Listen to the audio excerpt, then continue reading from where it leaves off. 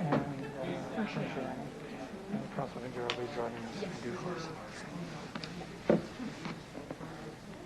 Good morning, ladies and gentlemen, Mayor, councillors, members of the administration.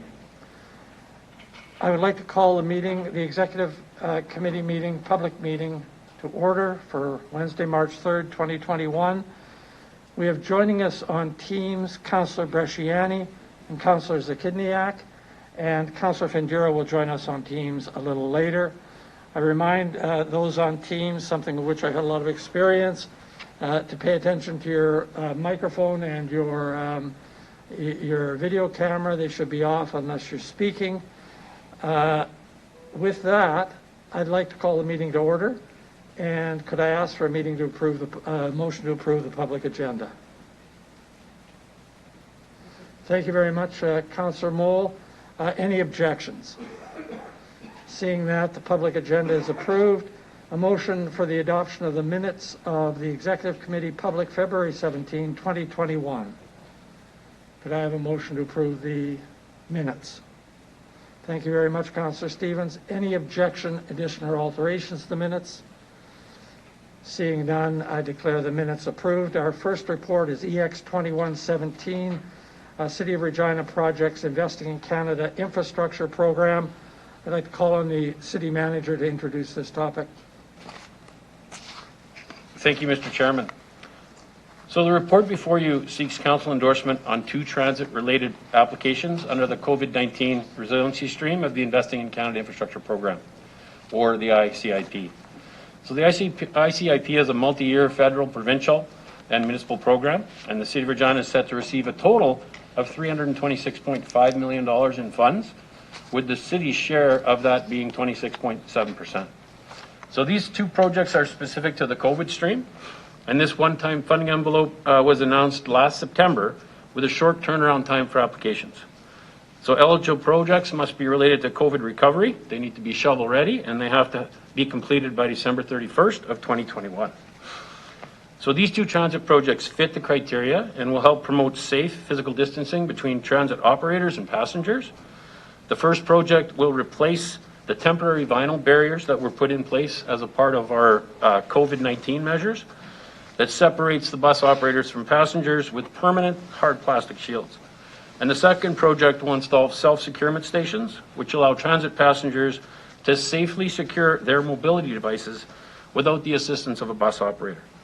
The total cost of these 2 projects is $2.57 million, of which the city would be responsible for 26.7%, or $686,505. The report also recommends that the city portion be funded through the Asset Revitalization Reserve. And with that, we'll answer any questions that you may have, and I have Mr. Onright, Mr. Bells, if there are technical specifics that you're interested in. Thank you very much, City Manager. Are there any questions for the City Manager or the administration?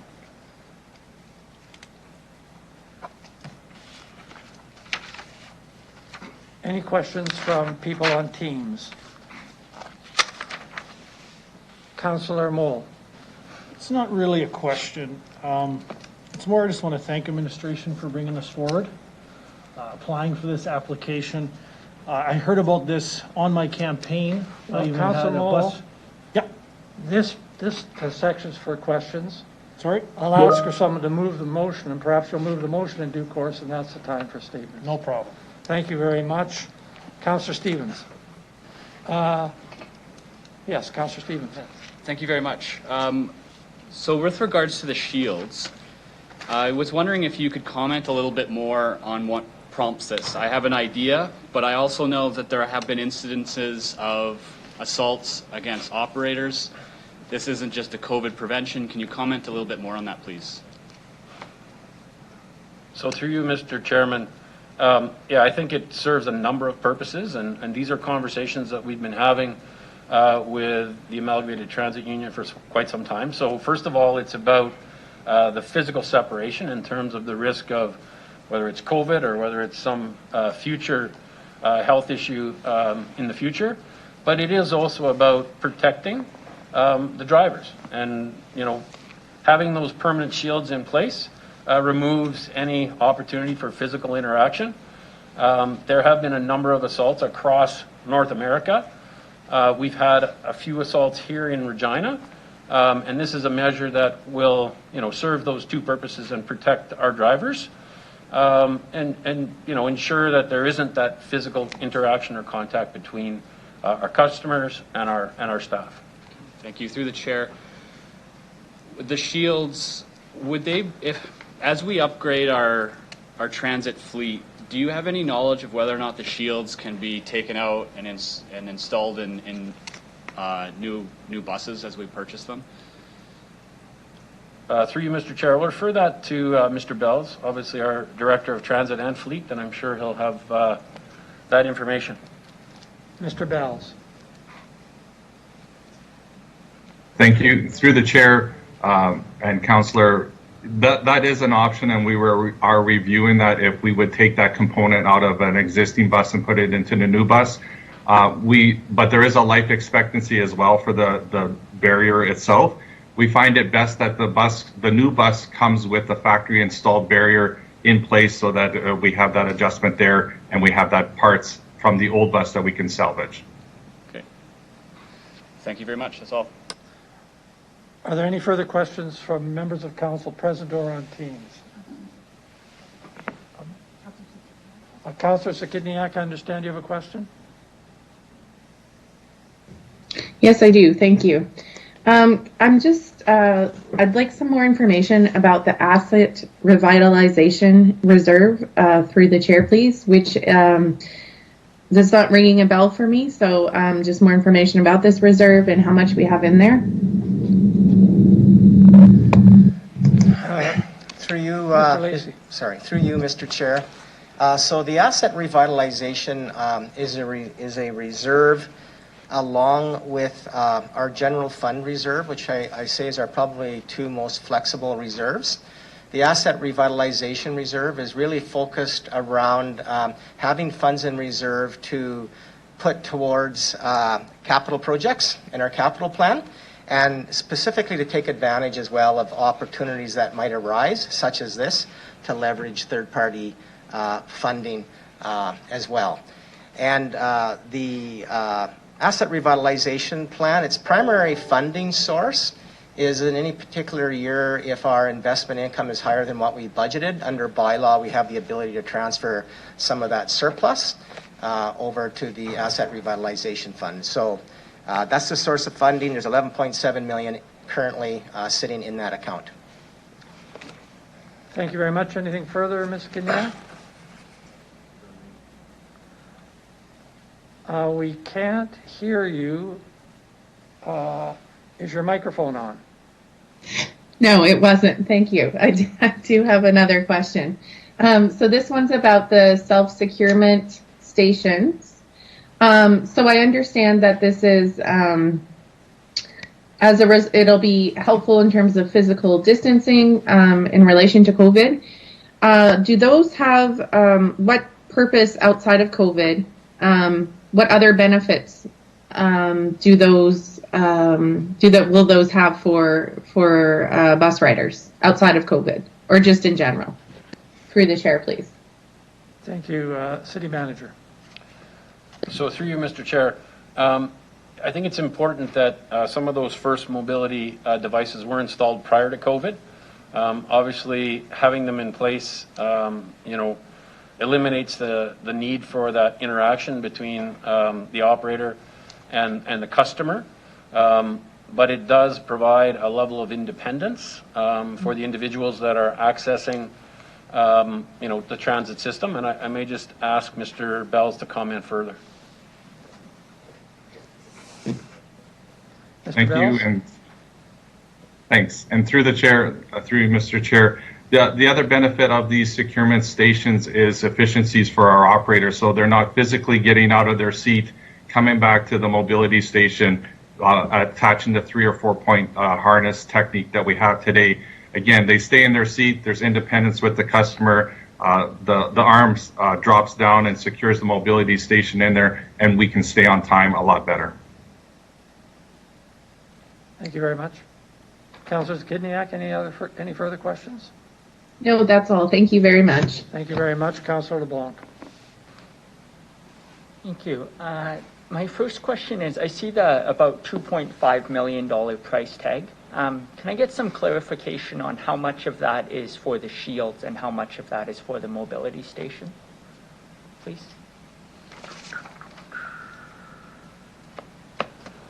Through you, Mr. Chair, I'll ask Mr. Bells to give the specifics of the two Mr. projects. Through you, Mr. Chair, roughly the barrier price that's coming in is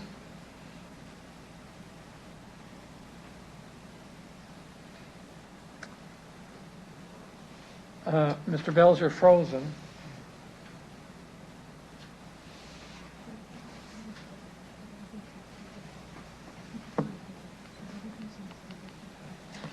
Mr. Bells, can you just check at your end to make sure that there's nothing that's causing difficulty? I think what we'll do in this case, Councillor Blanc, is we'll move to Councillor Shaw, who has a question. We'll come back to your question to see if we can't sort this out. Thank you. Thank you. Councillor Shaw? The chair, now, I don't know if this is the right time to ask this question. I just thought of this as this is coming up to being a safety issue with the shields being put in. Has there ever been talk about cameras in buses? Go ahead. Through the chair? City Manager? So through you, Mr. Chair, our buses are equipped with cameras. They have cameras interior to the bus and exterior to the bus. So that has always been there. Should we have a situation that needs to be reviewed by either our transit staff or the police service, this is just taking it to an extra level of, precaution in terms of taking away that possibility of interaction. Definitely. Thank you. Thank you. That's all I have. Any further questions? Councillor LeBlanc, I'm just going to check and see whether we've got Mr. Bells on the line. We do. He's back. Thank you very much. Mr. Bells, you can go ahead. Thank you. through you, Mr. Chair. Is the question still about the numbers? I don't know if you guys received that information. Perhaps, Councillor LeBlanc, can you just, yes, it is. My understanding is yes, it is. Okay. So through you, Mr. Chair, roughly our price estimates that we have coming in is for the barrier, they're roughly $10,000 each. And for the mobility device, they're roughly $16,500 each. And that's included installation by our staff. Thank you very much. Is there anything further, Councillor LeBlanc? Just one follow-up question, not about numbers, through you, Mr. Chair. So I'm just looking on page 3 of this report, the first paragraph under discussion, speaking about the existing vinyl barriers. Midway through the paragraph, it says, although effective, they are not a long-term solution as they do not protect bus operators from physical interactions. So my clarifying question to you, Mr. Chair, is will there be are we anticipating enhanced COVID safety from the shields, or are we principally installing these to protect physical safety irrespective of COVID? To the City Manager. So through you, Mr. Chair, initially, obviously, we put the vinyl barriers in place, to be a COVID preventive measure. The use of these permanent shields in transit properties around North America has become, a common practice. So I want to reinforce that it does both. It's definitely something that will protect the health and safety of the driver, but it will also make sure that, that opportunity or that interaction of physical altercation potentially occurring will no longer exist because of the new permanent barriers. Thank you. And pardon me, Mr. Chair, one further question. So I see in the report the shields will be installed on all 121 transit buses. That's different than the self-securement systems. So right now I see 13 currently have it, and we'd add it to another 66, bringing us to 79 of the 121. Wonder if I can just get some clarification on how we came to those numbers and why we're not retrofitting all buses with these self-securement systems. City Manager. So through you, Mr. Chair, I will have Mr. Bells provide the specifics. Some of it is to do with age and inventory of fleet and replacement, but I'll let Mr. Bell's comment in further detail. Thank you. Mr. Bells? Thank you, and through you, Mr. Chair. Good observation, and we felt that this, getting our number up to 80 mobility devices on the 120 buses is a number that we really could use in our system. We have the data of where mobility devices are entering our buses in our system and the times of day. So we feel like if we have our 80 buses, we can strategically put them on those routes where the mobility devices are needed and throughout the times of day. And that's why it was more of a cost benefit analysis of not doing the entire fleet and only doing the 80 buses. And that's it. Thank you. Thank you very much. Thank you, Mr. Chair. I have no further Thank you, questions. Councillor LeBlanc. Councillor Shaw, you have an additional question? Oh, sorry. Thank you. Thanks. I see no further questions. Oh, Councillor Bresciani, I understand you have a question? Thank you, through the chair. Councillor LeBlanc, I think I kind of cut out for me. I just want to know, there's 13 self-securement systems on the transit buses. How many are going to be added now to the buses? Thank you very much, Councillor Bresciani. City Manager might review that. So, through you, Mr. Chair. So, as Mr. Bell's just indicated, the number of buses that we will have with self-procurement devices will be 80. And as Mr. Bell's indicated, that was basically a cost-benefit analysis. We know where the mobility customers are accessing transit, and we'll be able to circulate the fleet to make sure that we're meeting the demand and the need of those customers. Thank you very much. Councillor Bresciani? Thank you. That's all I have. That's great. Thank you. Thank you. I see no further questions. Perhaps I can ask Councillor Moll if he would like to put this matter on the floor, and that'll give him an opportunity to finish his remarks. Go ahead, Councillor. All right. Thank you. I don't know where I was. I'll just start with thanking the administration again. I heard from 2 city bus operators during my campaign that even these temporary vinyl barriers are somewhat of a visibility issue. They even need to look around them to see the side mirror. And so that's even caused some issues itself. So I'm really happy that you guys brought this forward.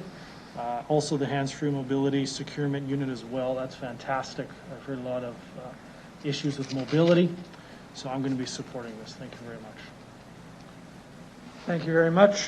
Councillor Moll has moved the motion. The floor is open for any comments that councillors might have with respect to this. Any comments from councillors who are on Teams? I see no further comments. Mr. Clerk, can you call the vote? Thank you. I'll begin with Councillor Moll, please. In favor. Councillor Mancinelli. In favor. Councillor Zahidniak.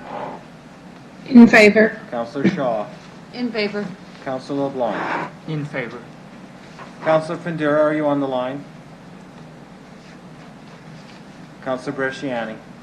In favor. Councillor Stevens. In favor. Councillor Stadnichuk. In favor. Mayor Masters. In favor. Councillor Hawkins. In favor. Passes 10-0. Thank you very much, Deputy Mayor. Mr. Clerk. This brings us to EX 2118, Regina Appeal Board composition. I would like to ask the clerk if he has any comments before we put this on the floor. Thank you, Mr. Deputy Mayor. This report comes to Executive Committee as a directive to my office that was made late last fall to review the composition of the Regina Appeal Board, specifically to review and recommend whether it should be moved from a current 3-councillor composition to more align with other jurisdictions. In this case, if you refer to page 4 of the report, you will see the interjurisdictional review that took place. With the exception of Edmonton, all other jurisdictions other than Regina have citizen members on these respective appeal boards, largely dealing with property issues, nuisance issues, weeds, licensing, etc. So this will bring us, Regina, into line with others. We have established the rates of remuneration very similar or identical to those for the Development Appeals Board. Those are outlined in the recommendation as well. There will be an amendment to the bylaw that would be required, and these recommendations would come forward next council meeting on March the 10th. And this, we will immediately, upon council approval, begin a recruitment process through nominations. We will have staggered terms for members if approved, and we will also have training in legal matters respecting how appeals are heard, primarily administrative law. We will be giving the members training in this regard. We are not looking for experts in this field. We are not looking for, you would not have to be a lawyer, for example. If you had that background, that was fine. But these are citizen members. These are hearing appeals from fellow citizens. So it's like a jury of your peers, and this is very similar to what goes on with both Development Appeals Board and the Board of Revision. So if there's any questions, I can try to answer them. Thank you very much, Mr. Clerk. Are there any questions from committee members about this matter? Councillor LeBlanc, go ahead. Yeah, thank you. Through you, Mr. Chair. Mr. Clerk, I wonder if you can just elaborate a little bit on what sort of training these folks might get before sitting on the appeal board, and relatedly, whether there might be any cost associated with providing that training, either by remunerating the members or someone paid to train them. Through you, Deputy Mayor, thank you, Councillor LeBlanc. We have ongoing training opportunities through administrative law tribunals that are often, they are forwarding their materials to us. So this would be something that we would do because we do have similar training opportunities for members on Development Appeals Board and Board of Revision. So there's lots of literature in that regard in the administrative tribunal area. We will also have staff who would provide an overview for members to understand what is coming from the administration. What, there are reports that are prepared or will be prepared because we're reviewing the meeting procedure guidelines. So it just helps people understand that it's similar to what will go on here. It is not you're not required to be an expert in any area. Again, it's like a jury of your peers. The costs are relatively modest in that regard, and we think it's a good use of money. We will also be helping people write decisions, and that's one of the things that can be very time-consuming for members of council, is to have a hearing on one week and then to come again with all your other meetings to sit down and write decisions. And we will also be providing training to help members write decisions, which has been a long-standing practice with our other independent quasi-judicial boards. Thank you. Thank you, Mr. LeBlanc. Thank fine. you very much. Councillor Zakidniak. Councillor Zakidniak, sorry. I'm sorry. Thank you, Mr. Chair. Through you, Mr. Chair. A question regarding the composition of similar appeal boards in other cities. The table does indicate whether they are council or citizens, and but what I'm curious to know is whether or not there's a mix on any of those, and whether or not there'd be any reason to consider a mix of council and citizens on a board. Through you, Deputy Mayor, our review of this, Councillor Stadnichuk, was that it's all or none. Okay. And again, I could not understand or find any reason why specifically Calgary was all citizen members and Edmonton was all council members. That's just the way they have done it in the past. As noted in a footnote there, Moose Jaw is currently looking at reviewing theirs. At this point in time, it's my understanding from their staff that appeals in this regard go directly to council. It's kind of sitting as a committee of the whole. So they are looking to get I think with respect to what they're doing, they are looking to also revisit that and perhaps set up a separate entity, because it is very common across the province in the West to have independent boards for development appeals and Board of Revision. Regina Appeal Board has always been a bit of an anomaly for the past 25 or 30 years. Okay, thank you. No further questions. Thank you very much. Thank you very much, Councillor Stadnichuk. Councillor Zakidniak has a question, I believe. Thank you. I'm just looking for some clarification about the remuneration for the chair versus members. What additional duties is the chair responsible for through the chair, please? Just so why, an understanding of why the chair is 120 and the members are 60.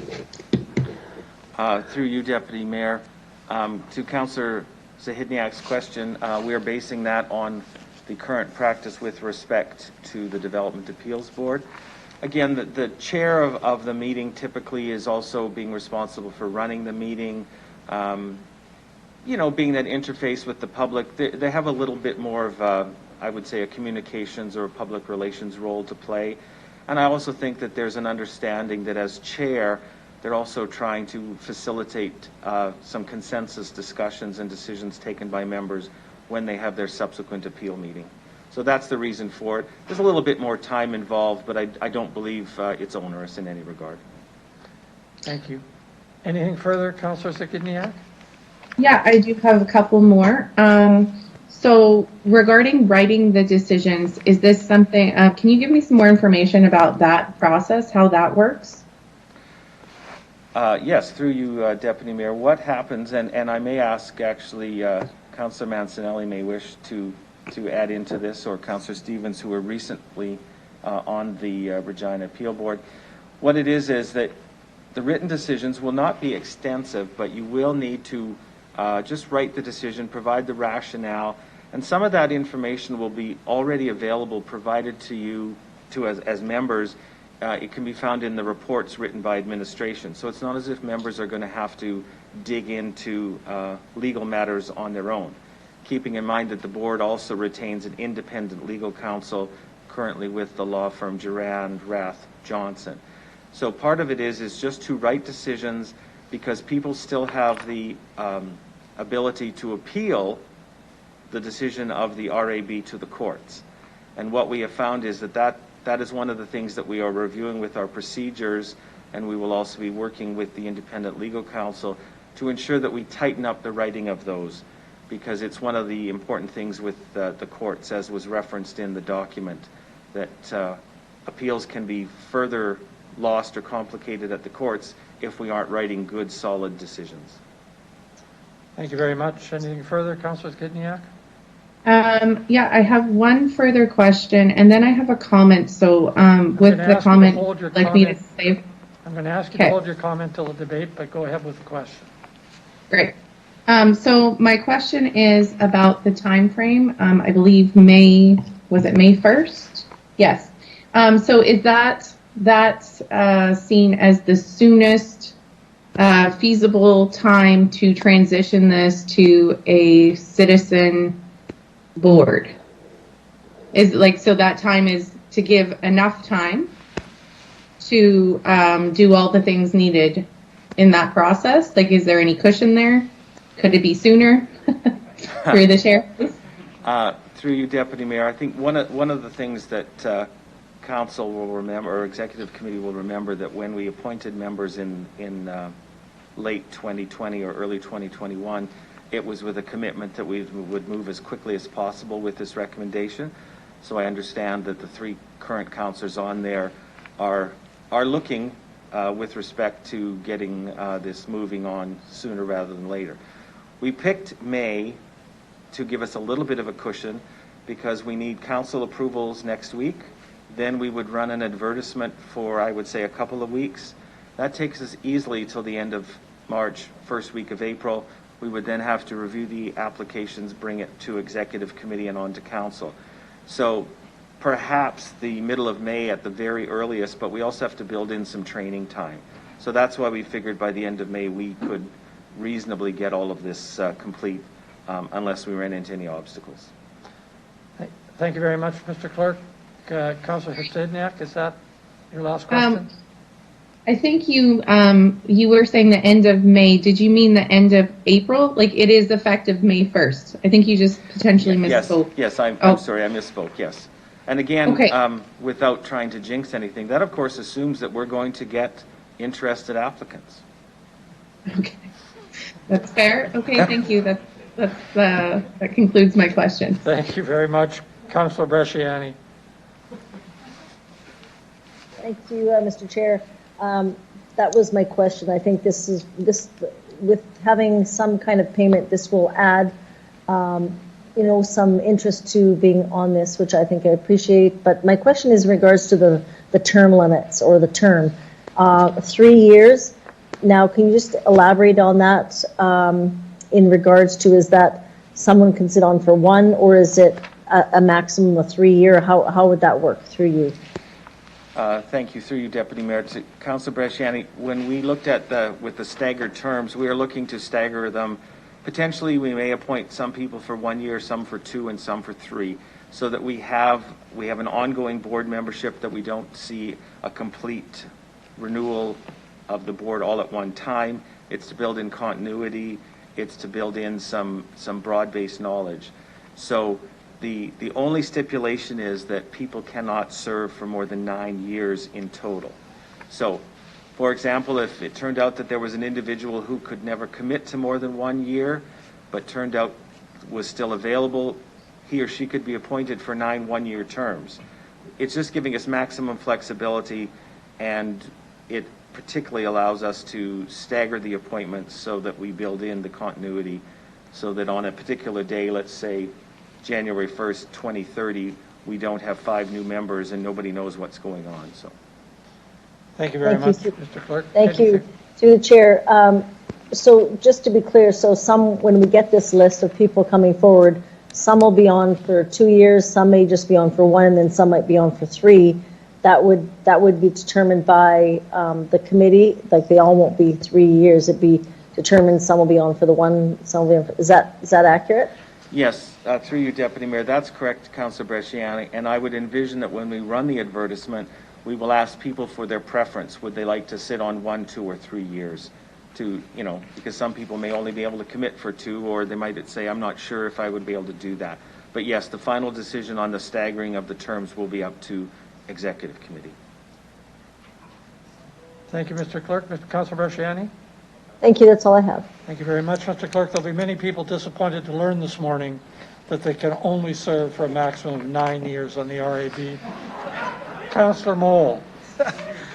Nice. Okay, so I see the chair gets $60 for the appeal hearing and decision rating meeting. The other members get $30 for each. Is that a comparable payment to other municipalities across Saskatchewan and even surrounding areas? Through you, Deputy Mayor, I'll answer that in 2 parts. The recommended remuneration is identical to what we provide to the Development Appeals Board here in Regina, which is our 5-member board. And the only specific number I had from a comparison purposes was Saskatoon, and they were $50 and $25 respectively. Okay. How long are these hearings on average, and the decision rating meetings themselves? Through you, Deputy Mayor, it's a bit hard to gauge exactly. Again, I might ask Councillor Mancinelli if he has something to add to this. But typically, as you can see on the chart, there's maybe 9, 8 meetings per year. We try to ensure that there's a docket of maybe 3 or 4 at minimum to make sure that it's a worthwhile meeting. Sometimes they can be contentious, sometimes they're not. Sometimes you will have a lot of people speaking as interested parties or not. So typically the meetings would be held on one night of the month, and then perhaps a week later, 10 days later, the board would reconvene to write the decision. So that's why there's a separate remuneration noted per appeal hearing and for meeting. Okay. But as you note, the total is 120 or 60, depending on how who's attending. Okay. Councillor Mancinelli, do you have anything to add to that? Thank you very much. Are there any further questions on this matter?